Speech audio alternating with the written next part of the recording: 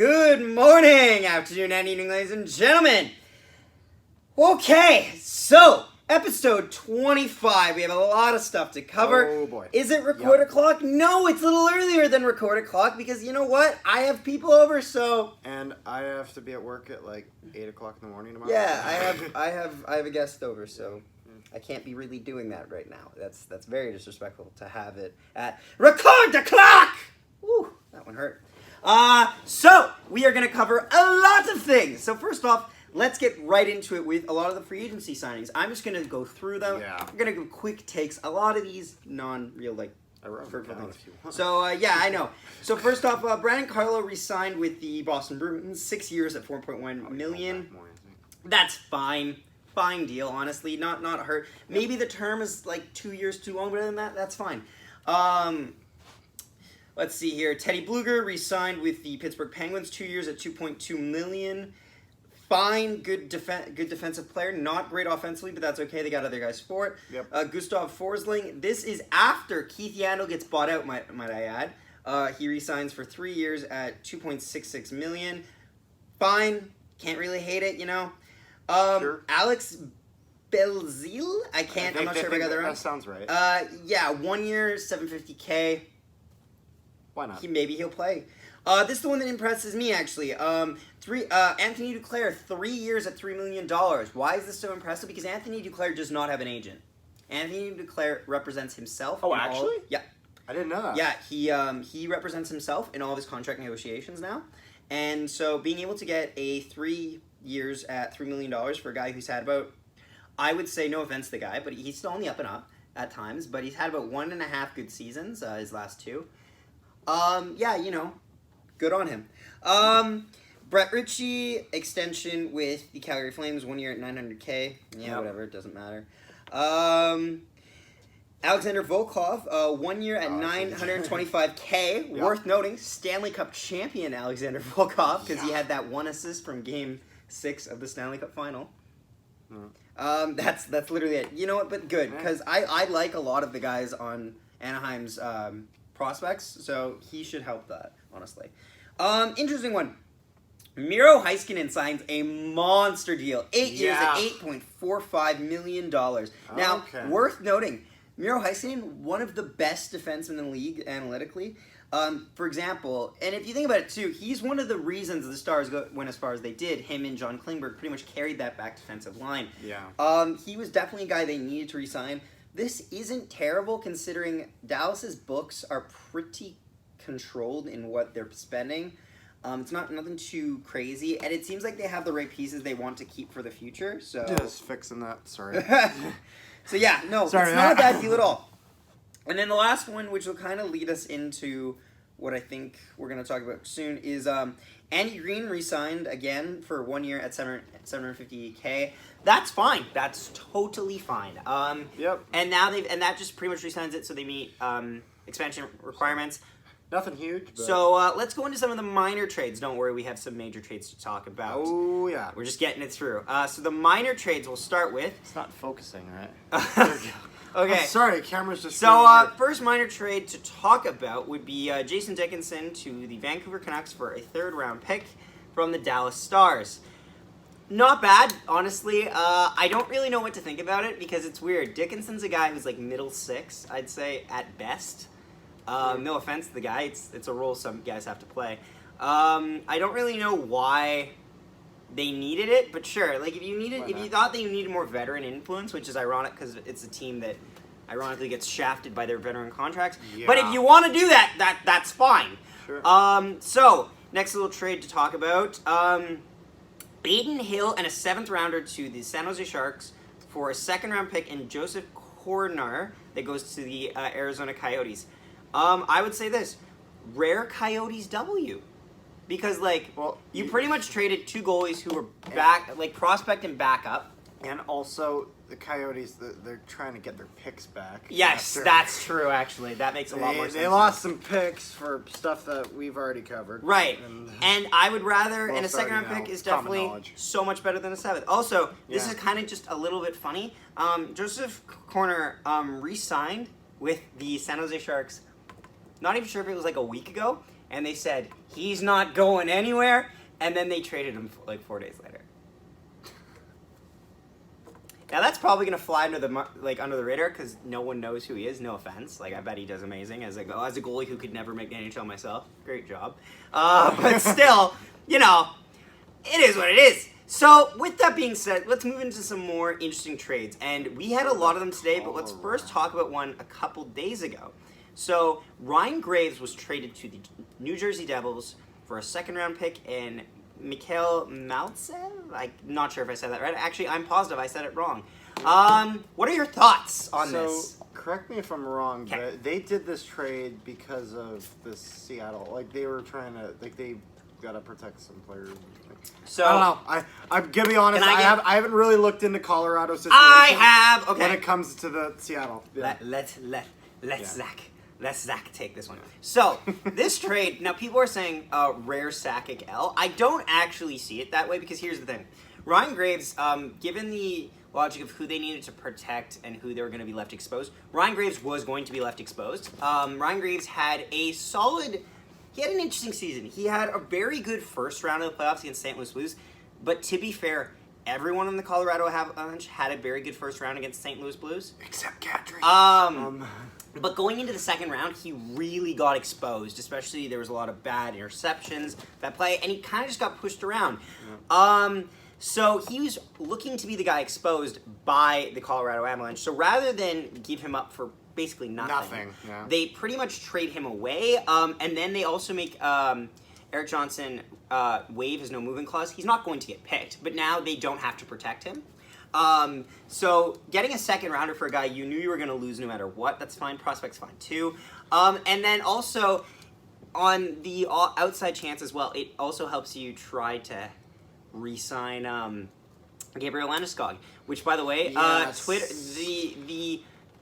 the social media for Colorado is a little too optimistic in my opinion. It's kind of starting to resemble a lover in denial that is not willing to admit that they're at the dead end of a relationship. They're literally posting, he's here for the people or something like that. And he hasn't re-signed him yet. And I'm like, oh, you are really... I'm not going to lie. Would you like another Matt Duchene situation, sir? I have seen so many upset Avalanche fans in the past little bit. Like, our team is so damn good. Take a pay cut. Win yourself a Stanley Cup. Yeah, okay, but you can't expect everyone to have to buy into that. Like, I respect the guys who do, but I understand certain guys aren't willing to because it's just not the norm. If I was in his position, I'd even take a pay cut for just a few years. To be fair, if we were in his position, we don't imagine what it's like to be able to adapt from a normal life to a multi-million life. Oh, for and sure. And how it would impact how we have to view certain things, like where's the money going to and investing it in the future. It's kind of... Oh, that's true. It's such a hard thing to... I don't pity guys on that. I'll make that very clear. But it's very hard for me to completely... That's fair. I'll admit I cannot understand your position on that type of thing. So, next trade to talk about is, it's kind of a two-parter, the Leddy trade and the Ladd trade. L's and I L's. got a lot to say on the Leddy trade. The Leddy trade, can I first just get... Do you want to cover the Ladd trade? I would like to talk about both, but can I just say the humor in the Ladd trade first? Because the Ladd trade's more interesting than the two. So, for anybody who says that you got traded for nothing, that's a rarely true fact. Few people can say that. Chris Draper's like one of them, but... Andrew Ladd was traded for literally nothing. Future Considerations is not a person that you can draft. Yeah. Andrew Ladd, a 2021 second, a 2022 second, a 2023 third, was traded to the Arizona Coyotes for future considerations. Ladd playing for Bridgeport? He might have been. He was definitely a healthy scratch. Now this is interesting. I think he was playing in the certain AHL conditions for some of these picks have to do with whether or not he plays a game with them. And stuff like that, or if certain teams face higher. This is literally a cap dump, and it's the most simple thing. Here's the weird thing: Andrew Ladd now joins a unique club of guys who have their contracts there, but no one plays. He joins Chris Pronger, Pavel Datsyuk, and Marian Hossa. What a core! What a core of guys that are not playing, that can't play anymore because most of them are too old. Yeah. Or if you're Datsuk's case, you're just too Russian.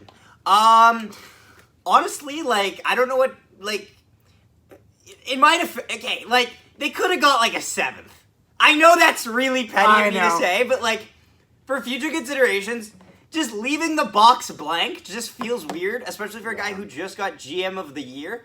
Future considerations must have a real big ass knock-on effect. Otherwise, I don't get it. Like, I understand why you need to trade away, but you couldn't have asked for like the simplest thing. You're giving 2 seconds and a third. Anything. Like even there's 6, but who cares? You know what? Yeah. The next one though, the more interesting one is Nick Leddy is traded to the Detroit Red Wings for a 2nd-round pick and Richard Panik. I'm not gonna lie. I like this. I like this both ways because with the Islanders, he wasn't doing exactly what they wanted him to do. I think they want him to do a bit more. I know he's got more on his contract than the Islanders would like, which is why they're obviously dishing him away. And for Detroit, I like this too because let's look. What does Detroit lose here? One of their 10 billion 2nd-round picks, seemingly. Yes. Okay. And Panik, who they got for absolutely nothing in the Washington deal. He was literally there just to dump his cap. They lose like next to nothing, and they gain Nick Leddy, who's a decent defenseman. Okay. And I think they're gonna pair, and this is what most people think. I think they're gonna pair him up with Seider to try to develop Seider a bit more. So, because I think he's got, one more year on his contract? Yes. Yeah, so Detroit for that year, they can soak up that that's fine. Mm-hmm. Detroit, they used to be in cap trouble. They're fine now. They can soak up a bit of cap for the time being. Just to, like, develop their young guys and whatnot and, take cap dump deals. Because that's how Yzerman's that's one of the ways that he's been able to get so many picks. Is just taking advantages of when teams really needed something. Like, you know what I mean? Like, we need to drop cap. Okay, we'll take him. Sauce and pick, Yeah. So. So I'll just give my thoughts on this. I don't see this as really, there's no way, in my opinion, that. There's no loser to this. No. That's not what I was going to say. Yeah. I'm going to say there's really nothing that can backfire in Detroit here unless Leddy literally either gets sent to LTIR through some horrible accident or something like that, or he just massively regressed. Because here's the way I see it. Detroit, picks are not an issue. Detroit has picks, and Detroit, we've seen from the track record of Yzerman's scouts and scouting reports through his time in Tampa and such, that he can draft guys in any round that will somehow make the roster, whether they become an all-star like Braden Point, or just a guy who can play a position like Anton Strawman. Yeah. There's range there. Now, yes, they're giving away a pick to get Panik out there too. Panik was a guy who was never going to make an impact with Detroit and was only there because he was getting cap dumped himself. Yes. Now, with Nick Leddy, this is what you get. You get a 30-year-old defenseman. Now, that joins what you're making. And so far, you made 2 veteran defensemen. You've got Mark Stahl, who I think they need to resign as well, if they want to. And Nick Leddy. Yeah. What do those do? Actually, Stahl, they acquired in a cap dump as well. Yes, but the point is this. Yeah. They get a defenseman who's competent, yep. but maybe is so a little overpaid for his services. Oh, yeah. But that's also compared to the defensive trap that is the New York Islanders. Yeah. What I will also say is here's the thing. If Leddy plays well, he can become a type of almost shepherd for the future type thing of the guys that, like Carter said. If he plays like crap, this is the thing. No matter what you got him in free agency, a player will be worth more by the time trade deadline comes along. Here's why. Trade deadline is when teams see players as the final piece. Yeah. For example, Paul Stastny was traded for a first, straight up. The Jets did this thing where they had to trade first for guys. Nick Foligno was traded to the Toronto Maple Leafs for a first. I don't think if he's traded there in the offseason, it ain't for a first. Basically, it's except that final the piece. Hall deal, right? But that's where the player had all the power. So one tiny little bit I just want to add to this. Okay. Another thing for Detroit, it is a weaker draft year, so a 2nd rounder this year is not as worth as much. Which as a can second cause rounder them to get a trade. Which is if you're going into the trade deadline, you get a pick back, or multiple picks even in their lower, you're getting it in probably a deeper draft year. So let's move on now to the Jared McCann trade. This is just different ownership for the Penguins. Same pain. Jared McCann is a steal. An absolute steal. So this guy, first off, I don't know if they have to protect him now. Because, my God, is he a good player. So, what this does is now the Penguins are able to protect Brendan Tanev, which is funny because Brendan Tanev has a no movement clause, which means he probably had to get protected anyway, but they didn't know who to get rid of. Yeah. That's what I'm thinking here. Now, the thing is that Jerry McCann is a great third-line center. Great. So now they're getting depth players, which means that their stars don't have to play low minutes. They can just throw them up there on the wings, even if they want to. Like, for example, when we talk about that three-headed monster of the centerman, you don't need to use them as all centermen. You can play them as wing and stuff like that. His analytics are great. They trade away a 7th-rounder pick, which I don't understand, and Philip Hollander. Philip Hollander is a solid. Is actually the guy who got traded to the Toronto Maple Leafs in the Kasperi Kapanen deal. One thing I will say, and he's coming back. One thing I will say, the 7th-rounder might be in there, kind of like what you were saying earlier, like you couldn't just sweeten it just a little bit. A 7th round. Right. Yeah. There's no. I don't know. Maybe they had a done deal, and then he's like, throw in a 7th-rounder. Yeah. So who knows? He's under contract. Because we don't know all the negotiations that took place. McCann is under contract at $2.94 million. Okay. People are saying this is an Alphatron. I don't understand how it could be, honestly. Like, the only way, this is just so. This is so good. This is a good for deal. To be honest, let's be honest here. Let's be honest. For as terrible as the Leafs have been in the playoffs, their off seasons are always they always get what they want in terms of trading. Yeah. Oh, so Tyson Berry sucked. Here is TJ Brody. Here you go. Would you like that? Oh, you want some veteran leadership? Well, Jason Spezza ain't gonna play for anywhere fucking else. Here you go. Like, a lot of things fall in their lap. Yeah. The fact that incompetence has fallen right next to them, take it.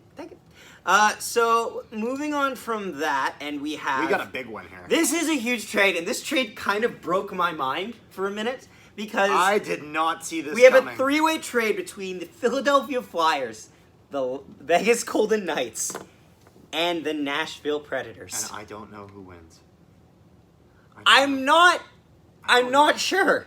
Okay, so here's the thing. Ryan Ellis is a solid defenseman. That being said, when we were talking about the defenseman so he's still an elite offensive defenseman. Yeah, it's weird because people were comparing him to Ekholm, and in my head, I wanted Ekholm over Ellis because it was but it doesn't matter. They're very interchangeable. Ellis is getting paid $6.25 million. Ellis has a much longer contract than Ekholm, though, right? Isn't Ekholm? He has 6 more years? Yeah, doesn't Ekholm only have 1 year left now? Because they were trying to trade him That's last true, year. yes. Because remember, they were charging this high price for Ekholm because he had an extra year. Ryan Ellis goes to Philadelphia. Nolan Patrick goes to Vegas. And Nashville gets Cody Glass and Philip Myers. This is weird. This is so weird. So first off, I don't get Vegas here. And I'll explain why. So Vegas gets... trades away Cody Glass basically for Nolan Patrick. Yeah. Why? Why would you do that? No. Here's the thing. And you know what? This kind of adds into my effect about getting mad at Vegas because of how much they just kind of ruin things. You just fucked history so bad. Cody Glass was the first ever pick by the Vegas Golden Knights. That's true. And you traded his ass away for an underachieving Manitoban when you had an elite Manitoban. You've downgraded. Well, you know, and this kind of goes into something that we've been saying about Vegas for a while. He has 9. Vegas is a very... They want to win now. I get it. They are very impatient. Why the fuck would you trade Cody Glass? Why the fuck would you trade Cody Glass? Finally starting to shine. No! Right? Yes! Nolan Patrick had 9 points in 50 games this season. Glass had 10 in 27 games. He had more points in half the amount of games. Why the fuck would you trade him? Unless Patrick becomes your next Chandler Stevenson or some bullshit. This is ridiculous. Funny. Nolan Patrick, in my opinion, has... He was still under contract for $863K. What the fuck were you doing? Nolan Patrick has a decent ceiling. However, Glass's ceiling's higher than that. That's one thing. And the other thing is that Glass, I'd argue, has a much better chance of reaching his ceiling than Patrick does. He plays on Vegas! Of course he does! And he's better than him. He's just significantly better. Patrick has been struggling. Yeah. He's had injuries. This isn't his fault. He's had injuries, but he hasn't recovered from them well. He's at that point where and I know it's kind of it's not fair to harp on a guy in the sense of like, oh, he's bad, he has injury, and I know that's not what you're saying. No, I'm just saying. I know. What I'm saying is that when you're trying to build a team, if you're getting a guy who's like made out of glass, constantly getting injured, and he's not playing, then it does you no good because he's not on the ice. I don't get He's sitting up in the press box with crutches waiting to play. Right. So Ryan Ellis going to Philadelphia. Philadelphia, that's good. That's a good addition. Yes. Nolan Patrick going to Vegas. Why? Now, Nashville gets Cody Glass. Great job. Yeah. And Philip Myers. Philip Myers is fine. He's fine. I like this for Nashville. So Philip Myers, especially has 2 more years under contract at. He's $2.25 mil. He's blossoming into a two-way defenseman, but doesn't have a giant upside. You know what the thing? Pretty much the only loser I see in this trade is Vegas. Like I don't see a winner, but I see a loser. Here's the thing: Nashville. People could argue, well, Nashville lost Ryan Ellis, so why aren't you saying they're losing? Here's the thing, though. Ryan Ellis is not, if they're building towards the future, trying to do like what's called like a soft rebuild type thing, kind of like what the Rangers did. They didn't get rid of everyone right away. They didn't do what Ottawa did. They didn't get rid of everyone, but they kind of slowly moved pieces out of there. Like they moved out JT Miller, they moved out Ryan McDonough, they moved out Nemestikov, guys like that. They kind of slowly changed it interchangeable.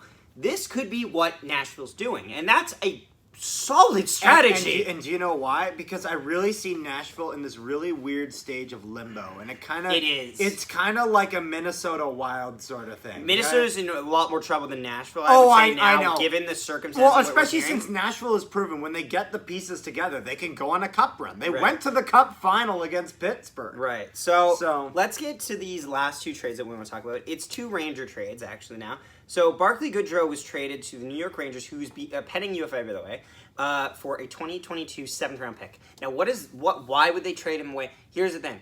They knew they weren't going to re-sign him because it was either him or Coleman, I think was what we were hearing. But Coleman is obviously better than Goodrow, no offense. Goodrow's really good as well. He's a good grinder player.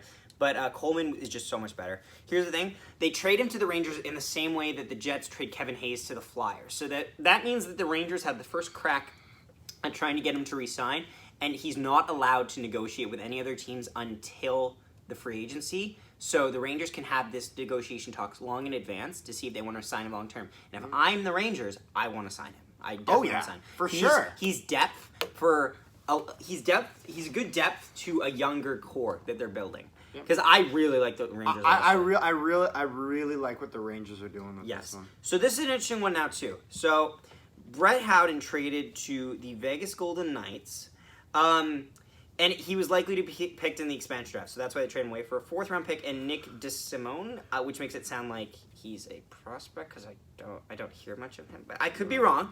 4th-round pick for Brett Howden for a guy who they expected to lose. Fine. Totally fine.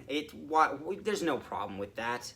But yeah, no, it's fine. So let's just talk about this last thing that we want to end on here. So there's a couple news coming out about who's being protected, who isn't. So first off, Carey Price is being left unprotected. Why is this such a huge deal? Well, obviously for the reasons we know. But Carey Price being unprotected kind of makes sense when you think about it. So here's the thing. Playoff Price is God. But regular season Price is kind of a false bag of goods. And he's not shit, but he's not Price. He's not $10 million. Price makes over $10 million. He was the only guy the entire playoffs to make it past the 2nd round. Quick question. Or the 1st round that made $10 million. Does Seattle take him? I don't know. This is the weird thing. I'm gonna be honest. Like, there's this big thing of he's this big, he takes up all this cap, and that's all true. But at the end of the day, Carey Price is available to be taken. Here's my question. I don't know. If I'm Seattle, I take him. Bergevin's making a lot of meta moves because they're now leaving. We now know that they're leaving their captain and their starting goalie unprotected. Well, I don't think they're taking Weber because Weber. He's Weber's got that career injury is not. He's got that injury stuff going on, and Weber doesn't have as many years as Price. Not saying there's a huge difference, but he's older than Price. If they get Price, I don't get it because here's the thing: the all intensive purposes reports that Chris Driedger is primed to be selected by the Seattle Kraken. Good pick. I like Driedger, and that's not just because he's from Winnipeg. But because he's had one good season, he had a rough playoffs, but to be fair, he would play the fucking champions, so we'll give him a pass. And also, it's not like Bobrovsky did any fucking better. Spencer Knight did with limited games. But Driedger would be good to pick up there. Max Domi would be unprotected. Yeah. I guess I'd take him. Maybe. It's tough. It's really tough. Because I think he signed. Did he sign a bridge? He did sign a bridge deal. And you know he what signed the bridge deal. You know what I will say? I think we all owe at least a little bit of an apology to Bergevin on the criticism that we gave him when this Domi deal happened. Yeah, no, I totally. Anderson has definitely outperformed Domi. Yeah. Also, too, Vladimir Tarasenko is open to be taken. Seattle. Take Vladimir Tarasenko. Why wouldn't you? Take Vladimir Tarasenko. Because here's the thing. You're going to take him for absolutely nothing. Here's my question. Now, I can't believe St. Louis... Is this some next level voodoo magic for, I can't they want him believe to take that it? St. Louis didn't literally nobody wants Tarasenko. This could be your Marshall No one? moment. And I'm... Like anything. Second rounder. Third rounder. Whatever. Just get rid of him. Get something because you're about to lose him for nothing. Yeah. Ben Bishop and we is know, also... And we know that they will. Yeah. Because, because they've already pretty much said that they're not going to protect him. They would rather trade. They'd rather extend or protect Barbashev over. I don't get it. I don't. Also, there's rumor that Tarasenko's been there a while. I don't. Here's the thing. They're He won a damn Stanley Cup with him. Also, apparently, it's just weird. Actually, we'll make a Winnipeg short tomorrow. Actually, on the Mason Appleton stuff. I don't want to talk about it right now, but and the cop stuff. Yeah. Interesting. Honestly, guys, let us know in the comments what your thoughts are on this, because there's so much news to talk about. Just give us some feedback on this, because tell us your thoughts. Where were you when this happened? Don't forget to subscribe if you're new to the channel, because we really do appreciate that, guys. It's amazing. The growth on this channel is awesome. Thanks. We're looking to hit 550 maybe by the next month. Not being overly, we're not going to overshoot the moon here, but don't forget to also follow me on Twitter. Yes. I have that, and I tweet every now and then. Instagram for us, NHP Podcast. Yeah. Don't forget to leave a like on this video. Tell everyone about it, because that's just fun. We'll see you next time. Thanks for watching.